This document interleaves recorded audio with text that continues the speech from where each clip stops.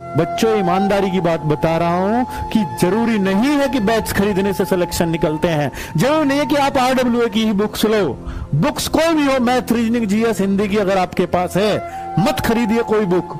इन चारों को पढ़ लीजिए और साथ में प्रैक्टिस सेट जो फ्री ऑफ कॉस्ट यूट्यूब पर है उनको कर लेना। अब जो आज लॉन्च करने जा रहा हूं, हमेशा कहता हूं कि ऐसे बच्चे इस चैनल से पढ़ते हैं कि जिनका अगर 500 रुपए इस महीने अगर वो ज्यादा खर्च कर दे तो पूरे महीने का उनके घर का बजट बिगड़ जाता है। मेरी बात उन लोगों को अजीब लगेगी जिन लोगों पे पैसा होता है, लेकिन मैं ये जानता हूं कि मैं हमेशा कहता हूं कि ऐसे बच्चे इस चैनल से पढ़ते हैं कि जिनका अगर 500 रुपए इस महीने अगर वो ज्यादा खर्च कर दे तो पूरे महीने का उनके घर का बजट बिगड़ जाता है।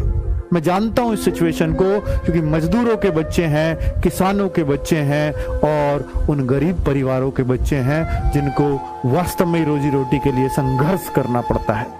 तो बच्चे, यहां उन गरीब बच्चों के सिलेक्शन, जो सिलेक्शन के हकदार हैं, देखिए भीड़ मुझे नहीं चाहिए, मुझे वो चाहिए जो बहुत मेहनती बच्चा हो, जो सिलेक्शन का हक रखता हो। तो उन बच्चों के लिए वो, हालांकि बहुत सारे गरीब बच्चों की एप्लीकेशन हम पे आई, हमने उनको फ्री ऑफ कॉस्ट बैच भी दिए। पर कोई बात नहीं, क्या बैच से ही सारे सिलेक्शन होते हैं? जी नहीं।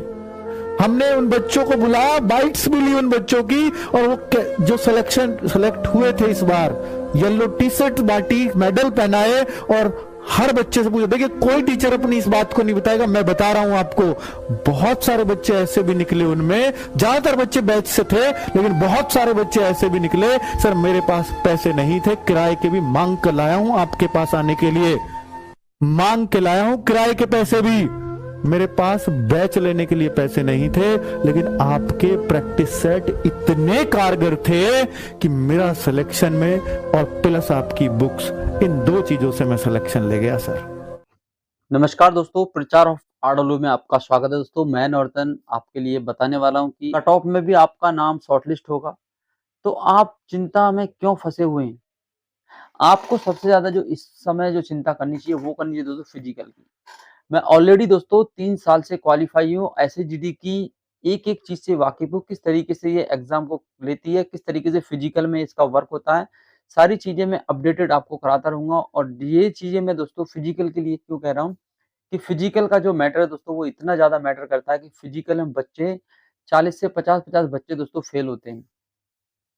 2018, 2021 और 2022 तीनों साल का मैं क्राइटेरिया आपको बताऊंगा दोस्तों फिजिकल में क्या-क्या होता है। देखिए फिजिकल में 100 से सवा 100 तक बच्चे दौड़ाए जाते हैं, यानी कि मैक्सिमम दोस्तों 100 बच्चों का बैच आपको देखने को मिलेगा। 110, 120 भी हो जाते हैं, लेकिन ज़्यादातर जो होता है दोस्तों 100 बच्चों का बैच आपको देखने को मिलेगा। 100 में से आप खुद देखेंगे कि 100 में से दोस्तों कम से कम 55 से 60 बच्चे ही रनिंग क्वालीफाई कर पाते हैं।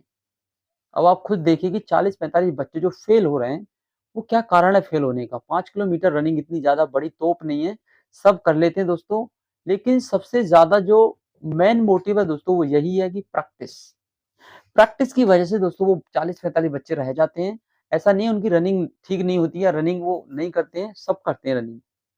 फिजिकल के लिए जो तैयारी होती है, एक स्टेमिना बनाना पड़ता है दोस्तों, एक प्रैक्टिस कर के अपना जो टाइम मैनेजमेंट है उसको लेके आना होता है। आप समझ सकते हैं 3 बार से क्वालीफाई मैं ऑलरेडी हूँ, तो इसीलिए आपको अनुभव से बता रहा हूँ, एक्सपीरियंस से बता रहा हूँ कि आप रनिंग को बिल्कुल भी हल्के में ना लें, रनिंग को अच्छे से टाइम दें।